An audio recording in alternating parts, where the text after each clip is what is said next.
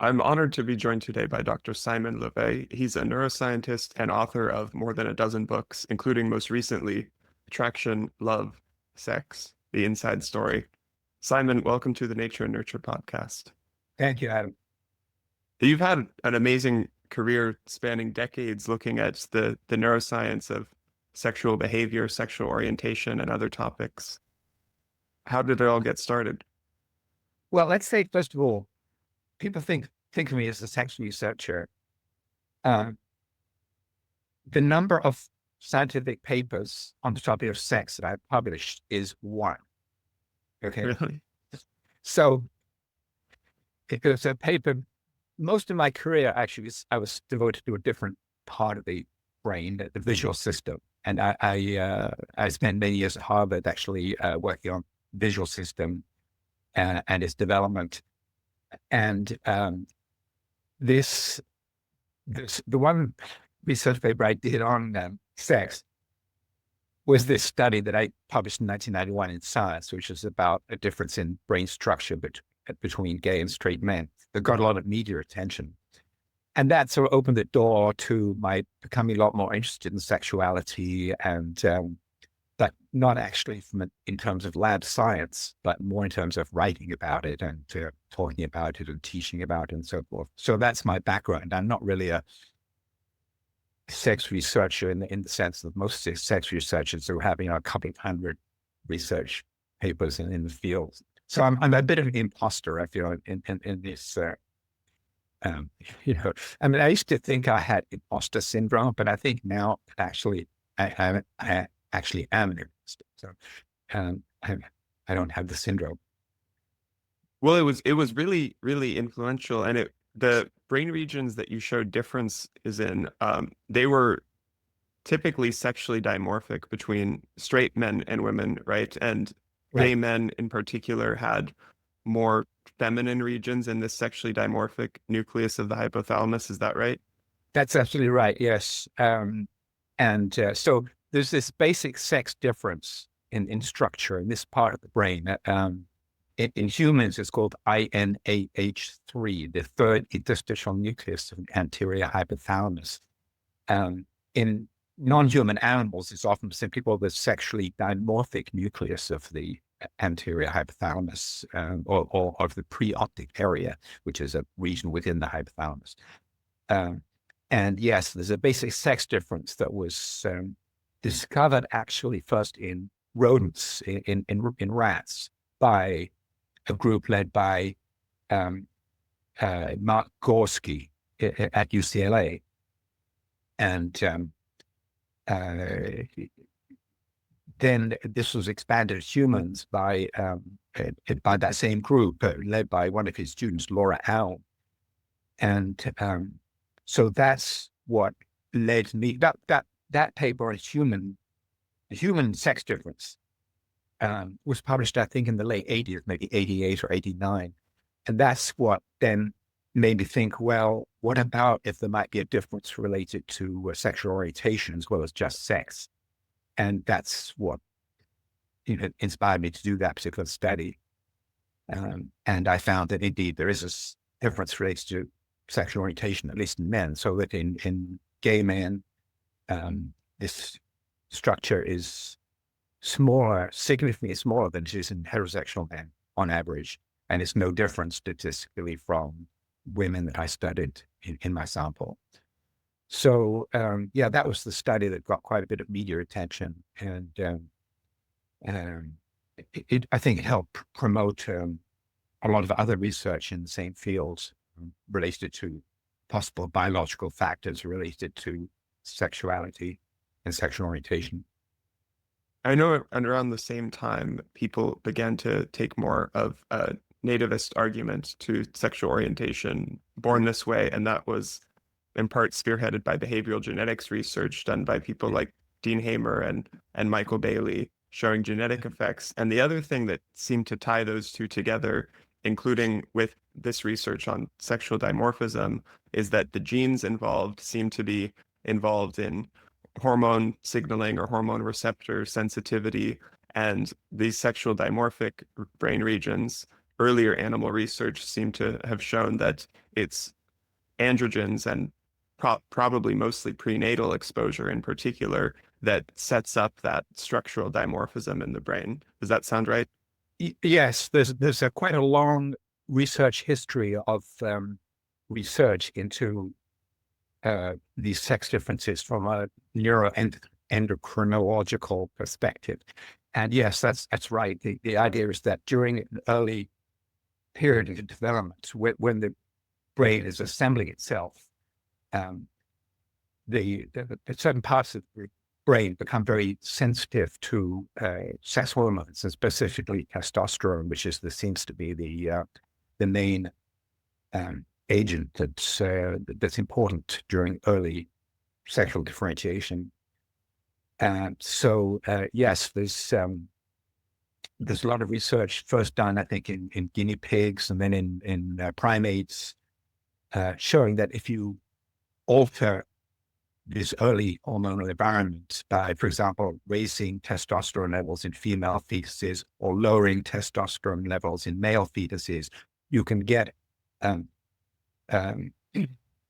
changes in the animal's behavior when the animals are mature, so that you can get animals that show atypical sex behavior, including atypical partner preference. And so this then fits in with the neuroanatomy in sense it was shown by Roger Gorski. I think I said Mark Gorski before. It's Roger Gorski, who died a few years ago.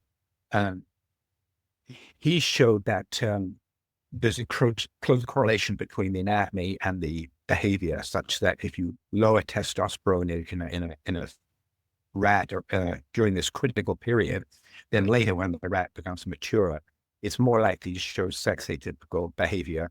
And it's the structure of this region in the hypothalamus is also sex atypical. And that's been replicated in quite a few laboratories since then. Seeing that much of your career was spent on the visual system, and another sex difference that has held up pretty well is on visuospatial cognition, and also seems to be related to prenatal hormone exposure. We have intersex evidence from females with congenital adrenal hyperplasia, for example, with more male typical testosterone exposure that seem to exhibit some of these sex differences, both in terms of more male typical personality and play preferences during childhood, spatial cognition, and also sexual orientation, more likely to be attracted to women in adulthood. So I'm wondering, and also because the preoptic area that you mentioned in the hypothalamus, well, that kind of implies near the visual cortex in the optical area. I'm wondering if neuroanatomically there's a connection between all of this, if it's not a coincidence that the sex behavior and also the visual spatial features are sexually dimorphic in similar ways. Well, okay. I think that connection you just made about the preoptic area, it's not really connected to the visual system very much. It's just called preoptic area because it's right in front of the optic chiasm, where the two optic nerves meet in the midline and then cross to the other side of the brain. There is a little bit of visual input to the hypothalamus to do with circadian rhythms, but I don't think that's part of this story. The way I'd put it like this, I think, is that, first of all, a person's sexual orientation is linked to some extent to a bigger package of gender differentiated traits, such that people who are gay or lesbian tend to be somewhat shifted in a variety of cognitive traits towards the other sex. And I know this is totally, an area of stereotyping, and it's kind of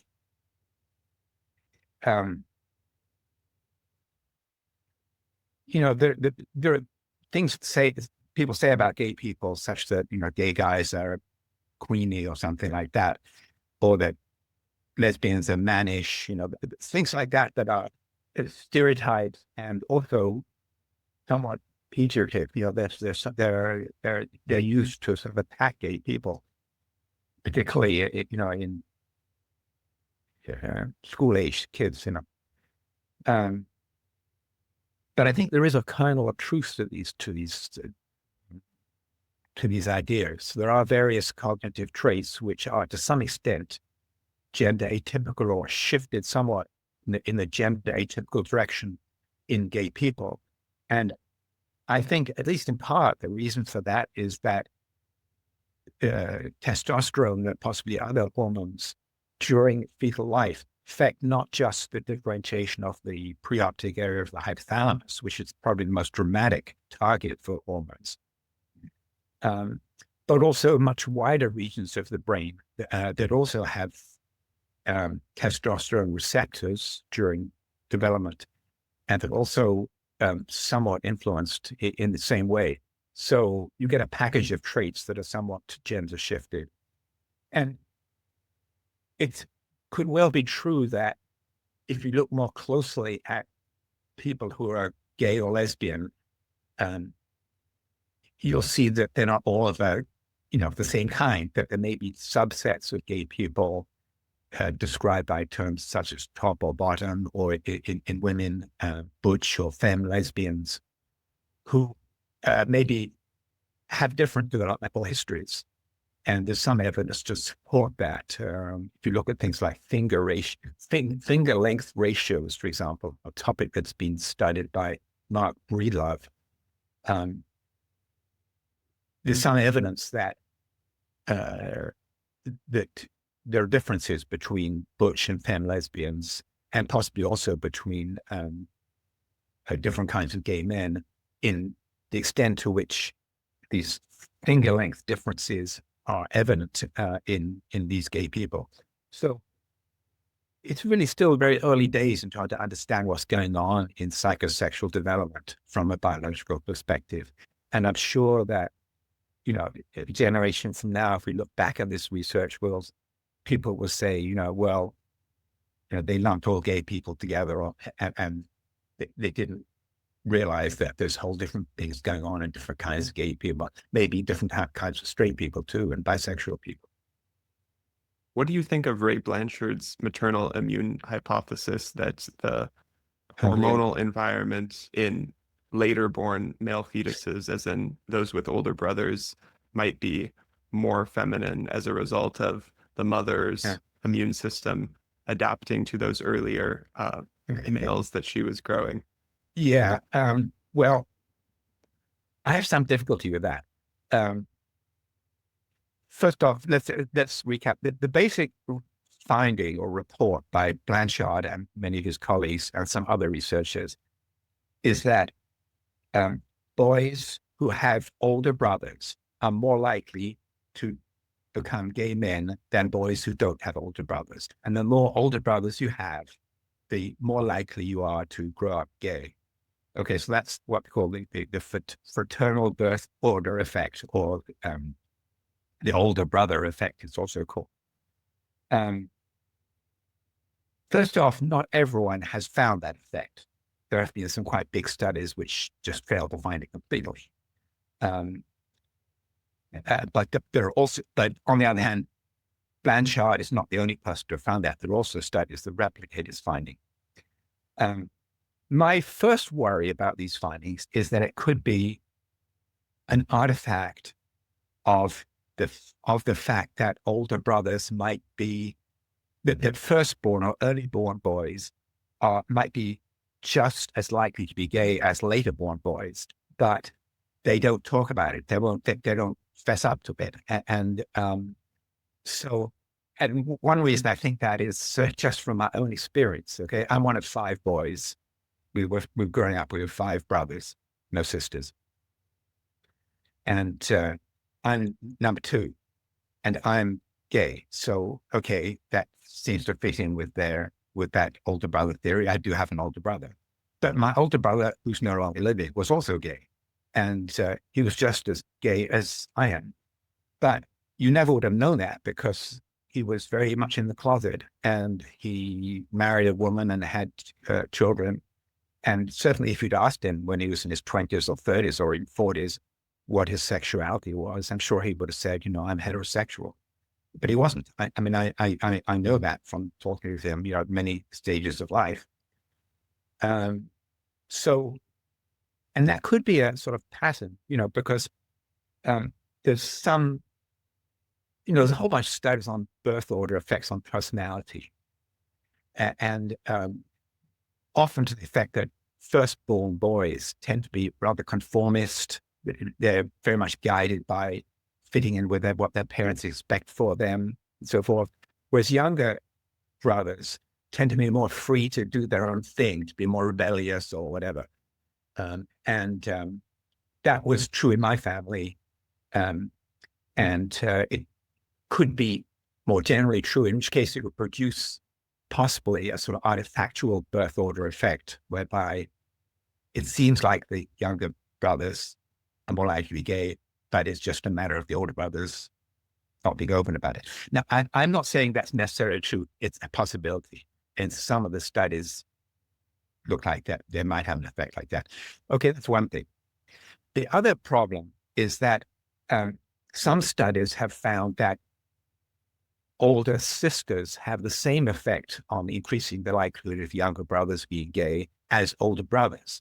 In fact, Blanchard had a paper just a few months ago, last year, with someone called Jan Kabatek. I'm not sure how you pronounce his name, someone based in Australia. And they found that, quite contrary to Blanchard's earlier work, that older sisters were just as likely to, for a boy to have older sisters was just as likely to increase the likelihood of him being gay as compared with a boy having an older brother.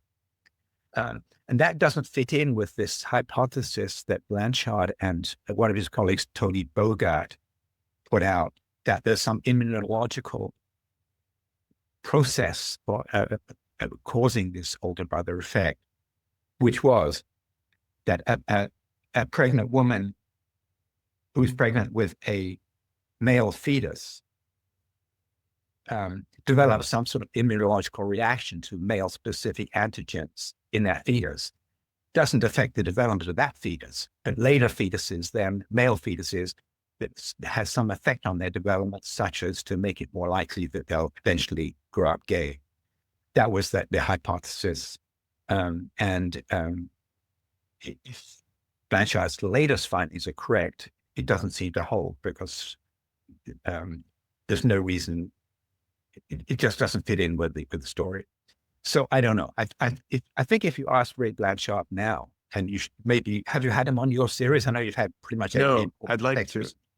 Okay, well, if you do have him, ask him. I haven't talked to him recently, so I don't know what his thoughts on this are, but I think that right now he's much more cautious about that hypothesis than he was maybe a few years ago. All right, so that's the older brother story. I think, I don't know. There's all sorts of problems with that theory. For example, right now, most boys don't have older brothers because family size is so small in America, right? But beginning of the 19th century, most boys had older brothers because the average woman had 7 or 8 kids. So, of course, homosexuality would be much more common back then than it is now, right? That's what you think. And Tony Bogart tried to make that case with some, I think, not very strong statistical support for the fact that homosexuality is becoming less common than it was. So I think that's another problem with that whole hypothesis. Thank you, Simon. Those are all the technical questions I had for you about sexual orientation. So now to turn to your book. Oh, yeah. Love sex. And just to point out, well, some other actually book covers. So I have this other book, right? Gay, Straight, and the Reason Why. That's specifically on the topic of sexual orientation. But this book that you should show the cover of, that we're talking about today, is about sex in general, and from a more biological perspective than most books. But it's kind of okay. I have another, I have a textbook of human sexuality, but big, heavy textbook, and how they lift off the table. This one here, right? Discovering Human Sexuality. And, um, I'm the lead author of that book. That's in its sixth edition. So having written that book, I felt there's a whole bunch of stuff in that book, that topics that would be interesting from a general readership, and so I thought I'd sort of pick topics from there and rewrite them from a more, mass market perspective. And so that's what I did in the book that we're talking about today. Yeah, it was really readable and entertaining and humorous at times. You begin asking, like, why sex at all? Why do we Yeah, sexually reproduce as opposed to cloning, given that some species clone themselves? exactly. I mean, people just think of sex, the fact that we reproduce sexually as being so obvious, how can it be otherwise? Well, it bloody well can be otherwise.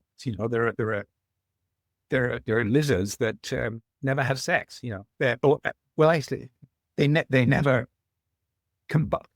Okay. The key aspect of sexual reproduction is that each individual has a genome that's from two different parents, right? A male and a female parent. And there are some species that don't do that. Some lizards, which are all female, they get all their genes from their mother. And so the question is, what is it about sexual reproduction that's so common in throughout the animal and vegetable kingdom? And so that's what researchers have wrestled with, that question. It's not obvious because, if you do inherit, if a female can have offspring without mating with a male, then she's passing on all her genes to all her offspring.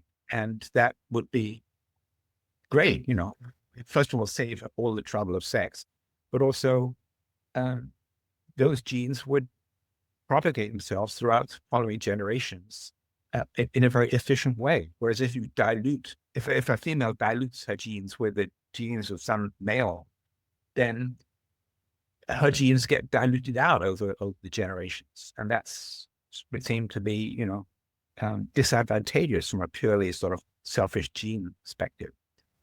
So that's what I think the problem that people have wrestled with. And there are a couple of different theories as to why sex is so popular. And the one I think probably is the most likely is that it has to do with mutations and getting rid of harmful mutations. When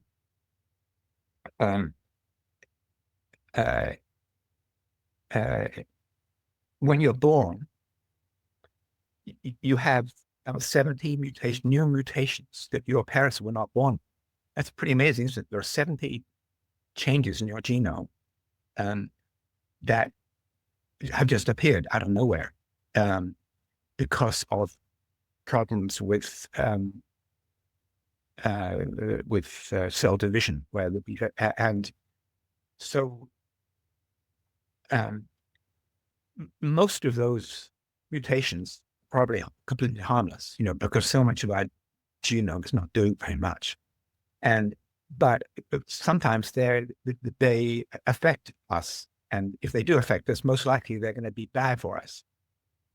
And so over a period of time, you need to get rid of those harmful mutations over the generations. And that's what sexual reproduction does, basically. By mixing your DNA, by inheriting a mixture of DNA from two parents, you can actually, over the generations, get rid of the harmful mutations by selecting for those individuals who've inherited the good mutations and getting rid of those individuals who inherited the bad mutations. And so that's the theory of sexual reproduction that probably is most important. But that one, and then also the Red Queen hypothesis, that it's not just to run away against mutations, but also if your genome is the same, then pathogens can take advantage of you, but it's changing every generation. It's harder for that to happen. Exactly. That's another one. And that's probably also important. I think probably I don't really know. I don't think anyone knows which is more.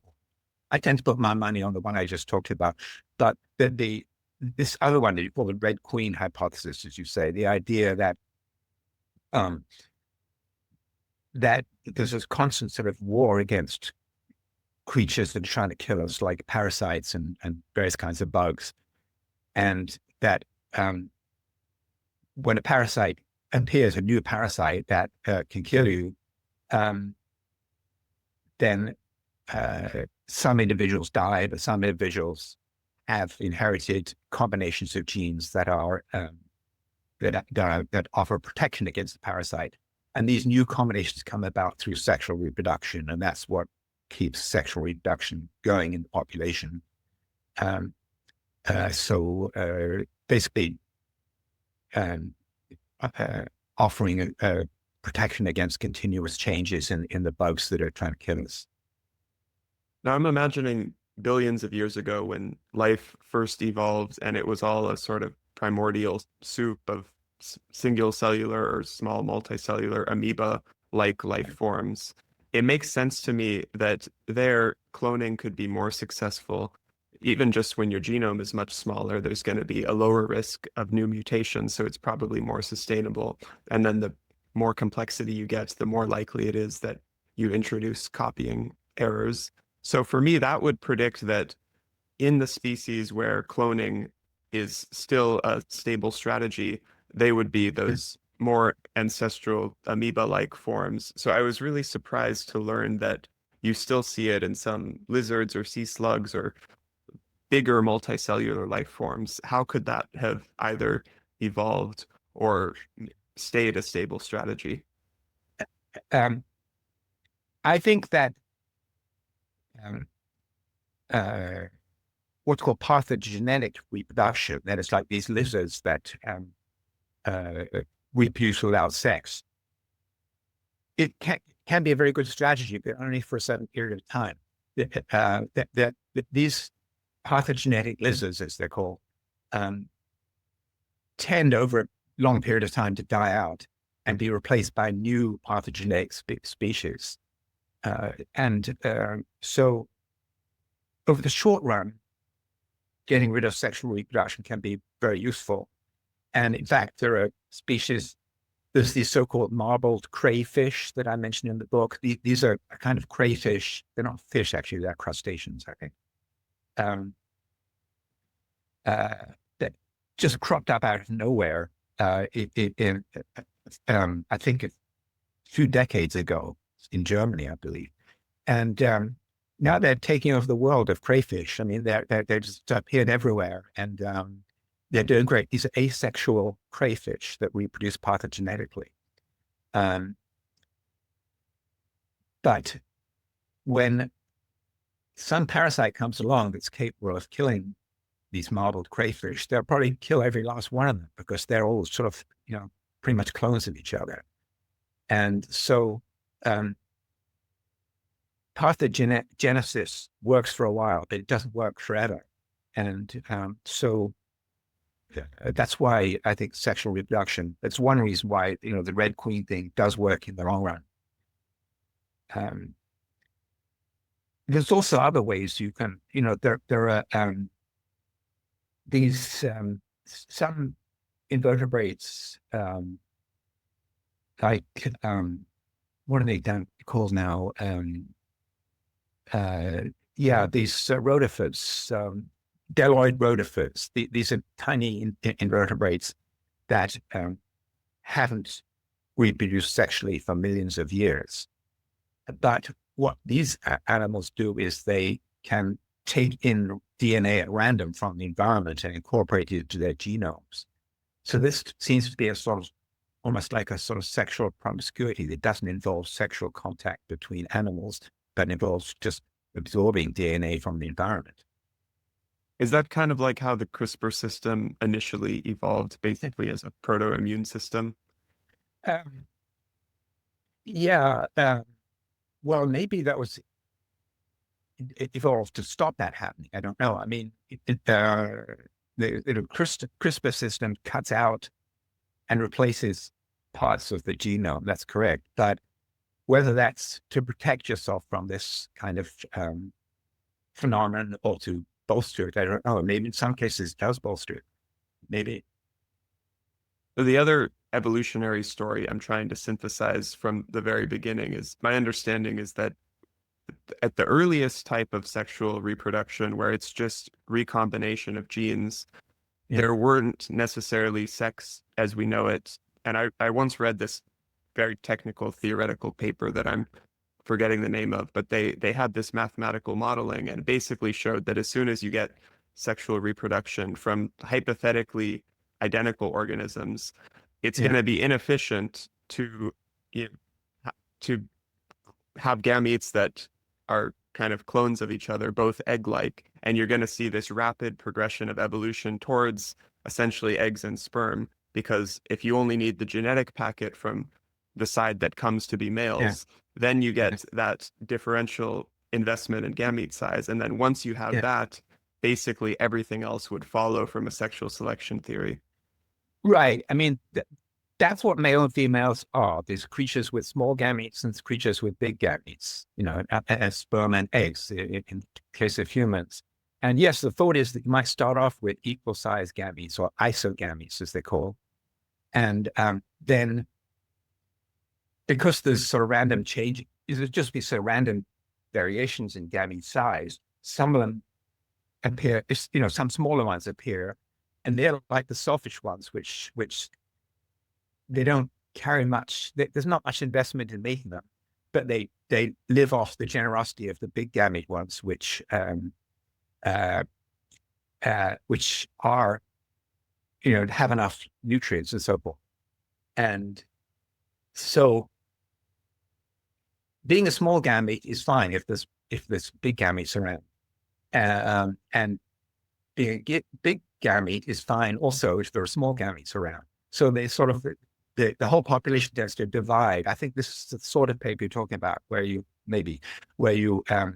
evolve two different populations of gametes, and that's the beginning of the war of the sexes, basically, because there's a sort of selfishness, if you like, on the part of small gametes, which is seen even in mammalian reproduction. In most mammals, not all, males are really a superfluous sex. I mean, they just come in, have sex, and then they wander off and do absolutely nothing for looking after the offspring or anything. It's actually only a minority of mammalian species where you have major parental investment on the part of males.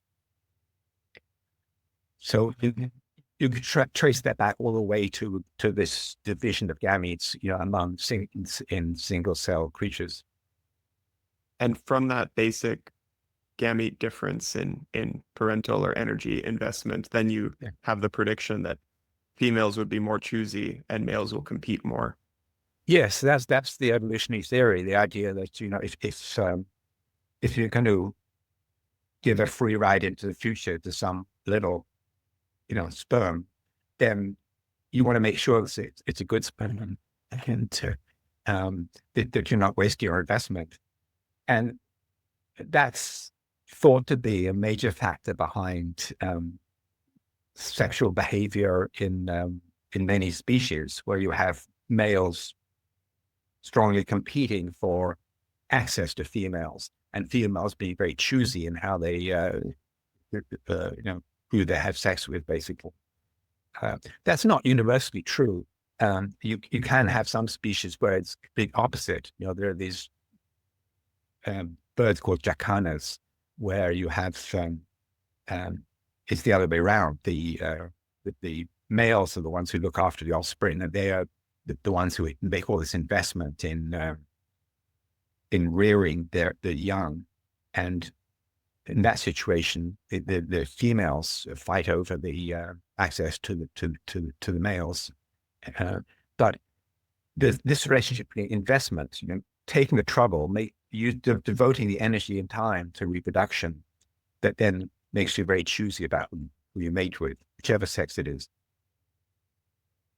I've got that story solid in mind, and I've got the general evolutionary neuroscience idea that we start off as with very primitive nervous systems, and then eventually you start to see that centralized, and you get the evolution of vertebrates. So you have spinal cord and primitive brain on that basically just stimulus response to the environment and maybe some very basic learning and memory, and then it builds over and over again. So somewhere between those two, there must be this interaction of you start to see primitive sexual brain. And by the time we have a hypothalamus to talk about, we're already talking about pretty complex creatures. But what did it look like in the early evolution? I imagine this might also connect to your work on the visual systems, simply because I know, well, if we're talking about early oceanic life, and we're talking about there's going to be greater variability and competition in males. I know that just like in birds, some fish have the brightly colored males, and that females are going to respond to that as the early sexual cue. Right. I mean, fish are vertebrates, and they have hypothalamuses just same as we do, I think. But if you go below, if you go to invertebrates, I'm not sure there's enough research to really answer that question. But there are sex differences in behavior, even in invertebrates. For example, in cuttlefish, which are kind of relations. Cuttlefish are not fish; they're relations to squid, I believe. And there are sex differences in the way these animals navigate, which are somewhat reminiscent of sex differences in mammals and humans in navigational skills.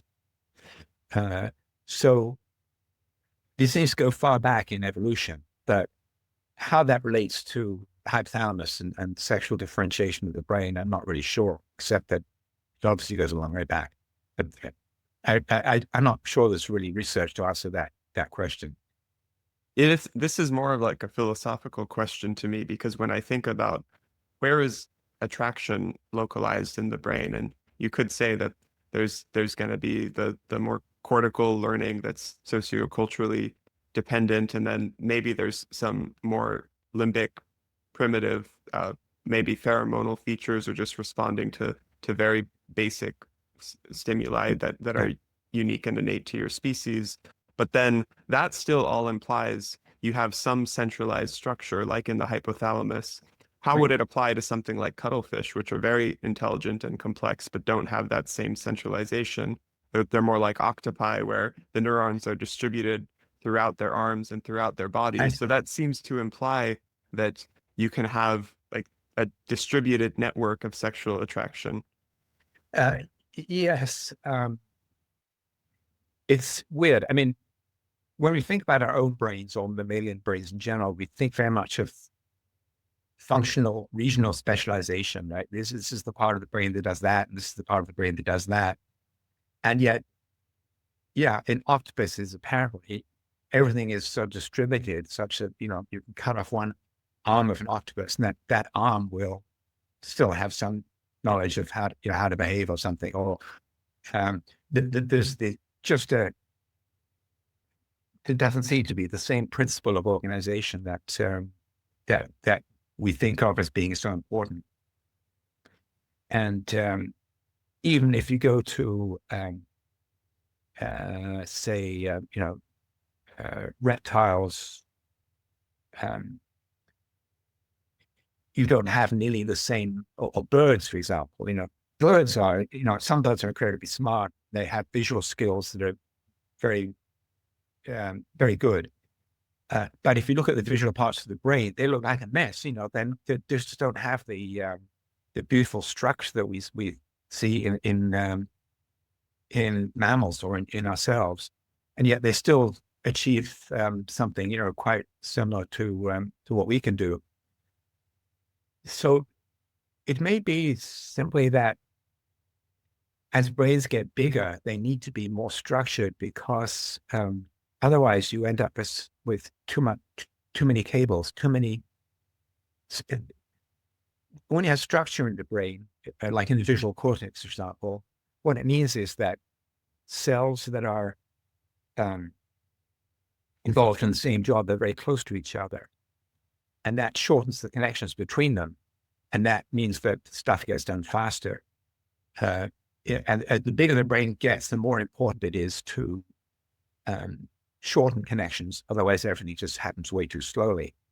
And that's probably the main reason why you have this beautiful functional architecture in big brains.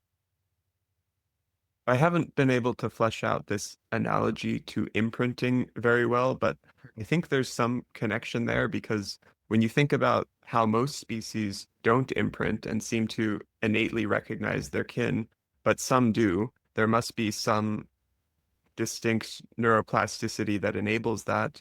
And then when you think of sexual attraction and sexual orientation in particular, we talked earlier about evidence that it's largely innate and perhaps shaped by hormonal organization of early brain development.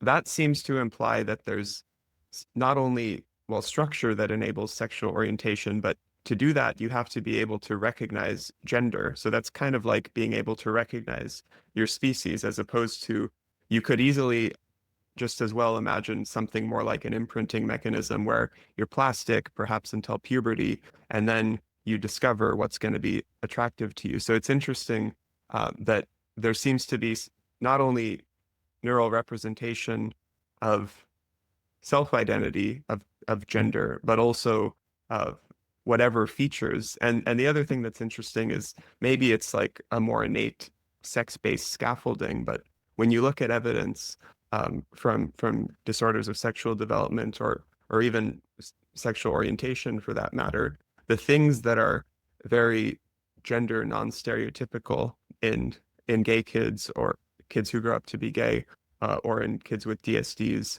it's not just physiological phenotypic features. It's like purely culturally learned things, like the boy who might want to wear his mom's dress or high heels or something like that. And it's that probably couldn't be learned, like not in a purely learned sense. There must be some innate scaffolding that represents femininity and then learns, okay, heels equals femininity, so therefore I'm going to add heels to my repertoire. Right. Oh, yeah, absolutely. Yeah. So there has to be some initial, very basic recognition of sex. It seems to me.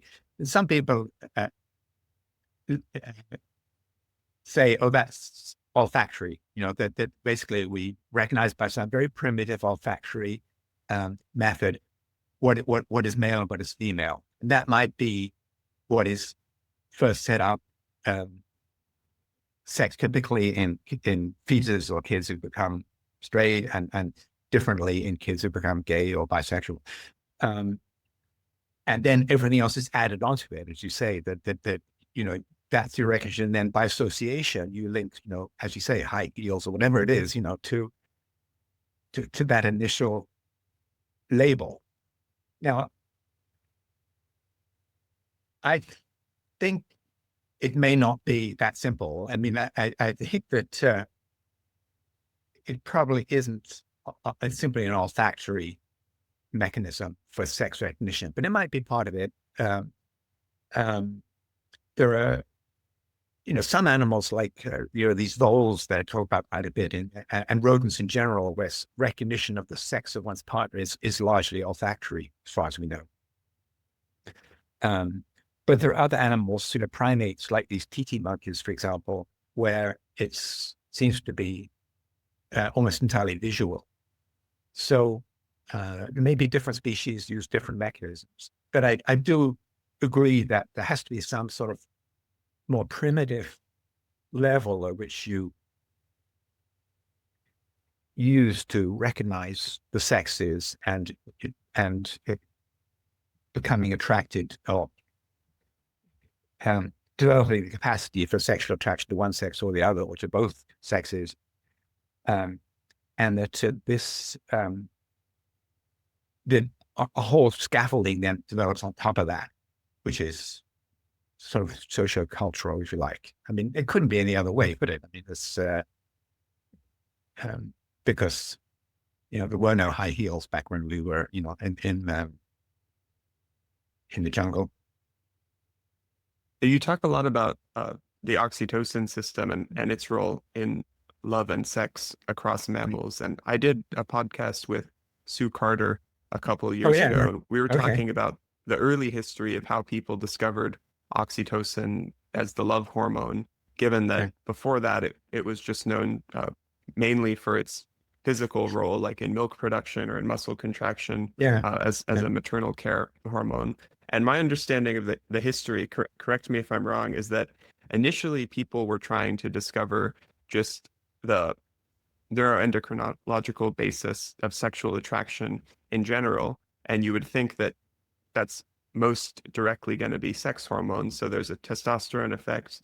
Um, there's maybe estradiol and progesterone interact in unique ways across the female cycle.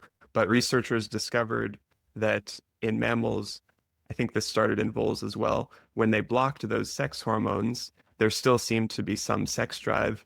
And surprisingly, it wasn't unless you block sex hormones as well as oxytocin that you seemed to eliminate sex drive completely.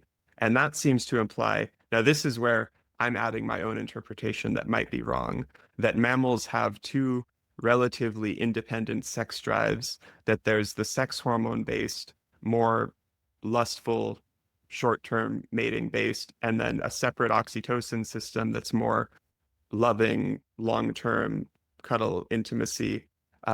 In the brain, does it actually work out that simple that you can divide two systems? Well, I don't know. I mean, Sue Carter was, basically the prime mover behind this, right? I mean, she worked with the guy whose name I've now blanked on, who actually discovered these voles who do pair bonding. But she did all the field research. She brought this whole field of science into the lab, and she and many of her colleagues and other people that joined in the same kind of work, Larry Young knows, and showed that just simply by you can take a couple of voles who haven't formed a pair bond and inject oxytocin into the brain to one of them, and they will then bond. Or you can put in an agent that blocks oxytocin, and then you can prevent bonding when it would have happened otherwise. So this was, yes, this seems to be an aspect of sexual attraction that's different from the whole gonadal steroid story, the testosterone story. Yeah, I think that it's right. There are two stories going on, if you like, and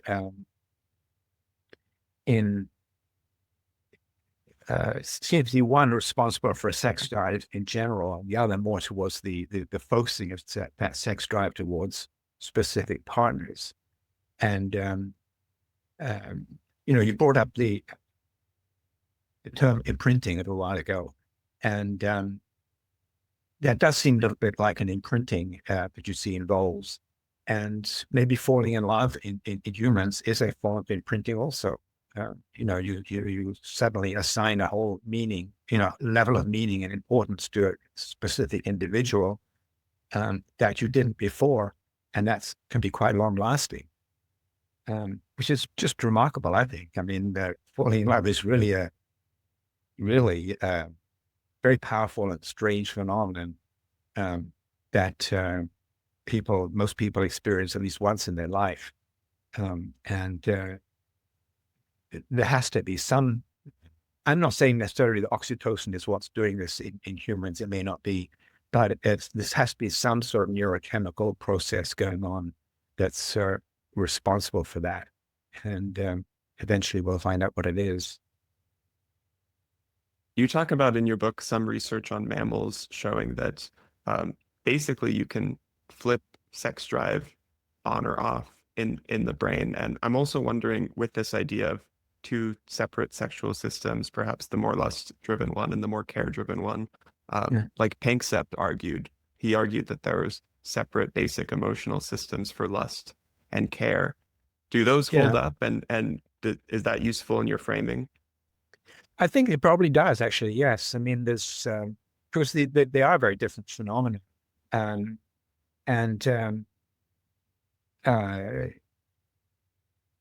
they're also somewhat different to the sexes, right? You want basic sex drive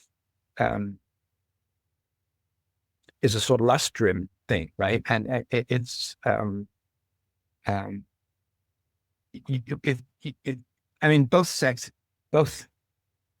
I guess, in all species, both sexes experience that, but typically more strongly in males and females, including in humans. There's a lot of evidence that sex drive in general is stronger by various metrics in men on average than it is in women. And whereas maybe the caring thing is more a female typical thing. The oxytocin system probably evolves out of maternal child bonding, right? Oxytocin is very closely associated with milk letdown, with breastfeeding, in other words, and which is something that's part of female reproductive behavior, and so yeah, I think those are two different processes, and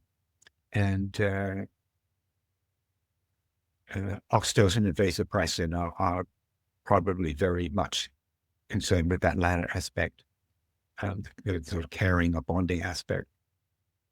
That also nicely parallels our earlier discussion about Trivial's parental investment theory. Yeah. That you might have this earlier evolved, more lustful system, assuming that you're, from a female's perspective, only going to have sperm quality to choose from. But then once you start to see male parenting evolve, more so in humans in particular, that could co-opt this more parental investment care system. Yes, I think so. I mean, it's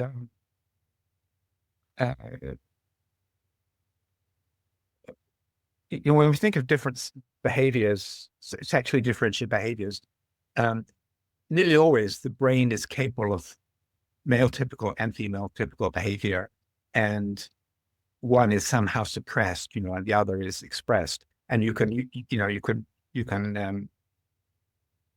can unsuppress the sexy typical behavior, if you like, by various ways. So it's not like there isn't a clear division between the sexes, if you like, in any behavior or cognitive trait. And I think inhibition is probably quite important in that you can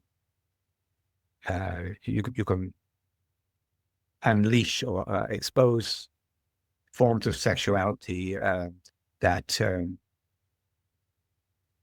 not usually expressed by brain damage or by various other ways.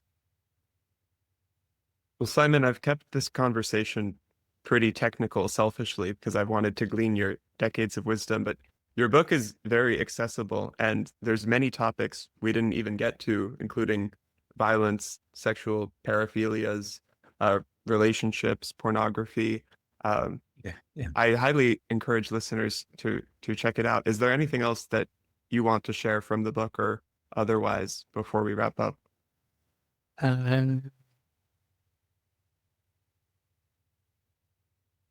There's a chapter on pedophilia, which is probably, one of the most difficult areas to talk about or write about.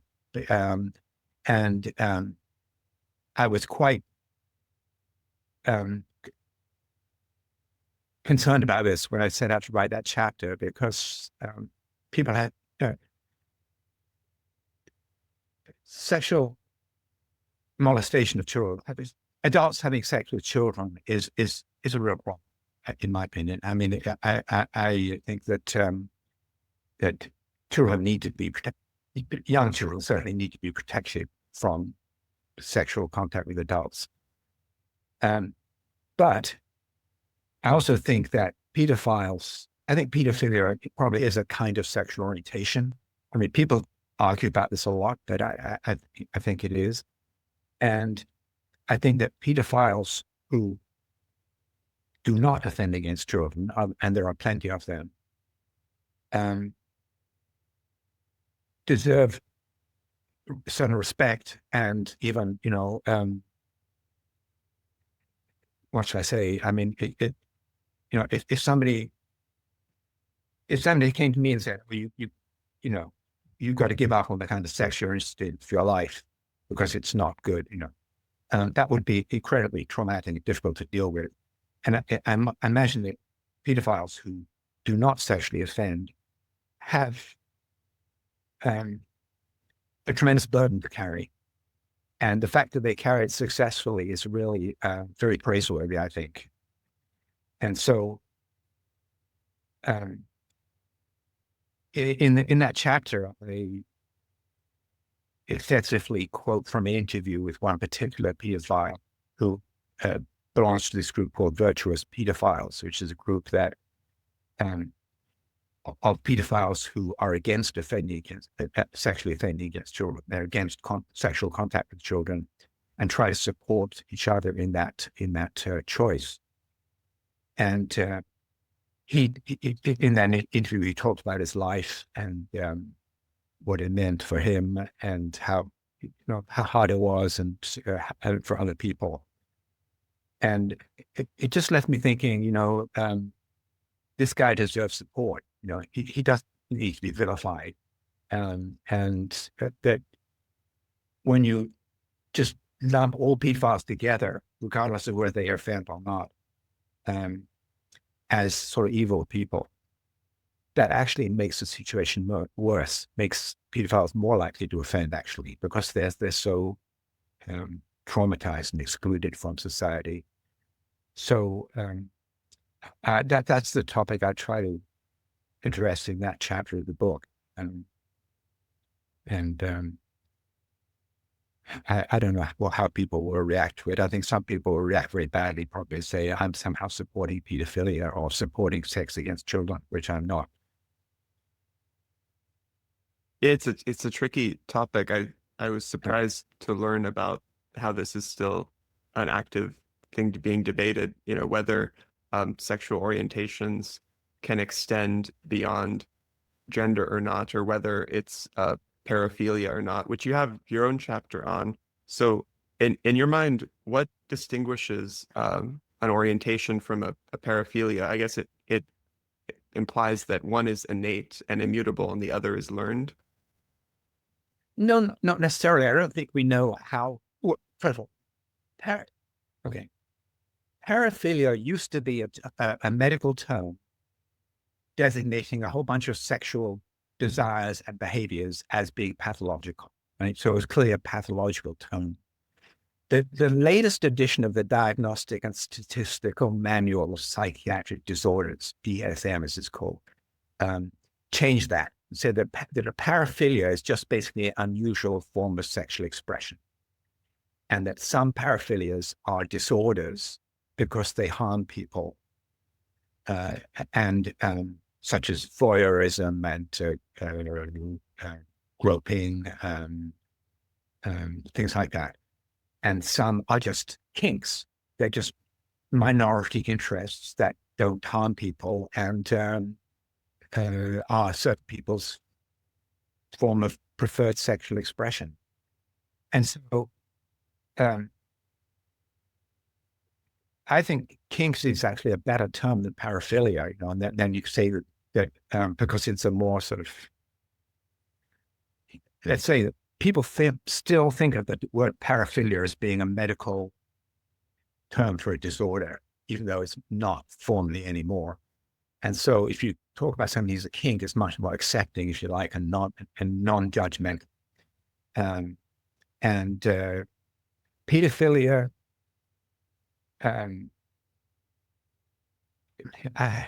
the actual being sexually attracted to children, whether that's a disorder or not, I really can't judge.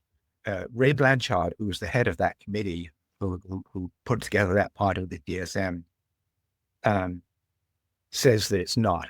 In other words, that it's only a disorder if you actually are distressed by it and actually do have sex with kids. I would be willing to agree with that, I think. Thank you, Simon. Any closing Okay. thoughts on attraction, love, sex, neuroscience? I don't think so, except to say, most of human sexuality is still a mystery. And one thing I stress in the book is that a lot of the results are provisional. There's a lot of disagreement among researchers, and there's a tremendous amount still to be found out. So it's a great area for young researchers to get into, I would say, except that then, the government is going to cut off your funding. But that's a problem.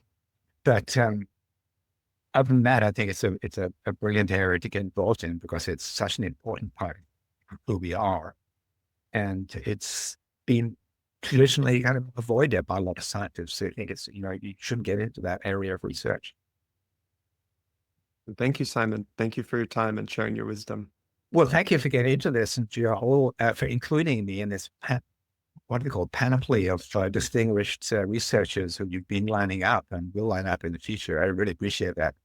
Okay.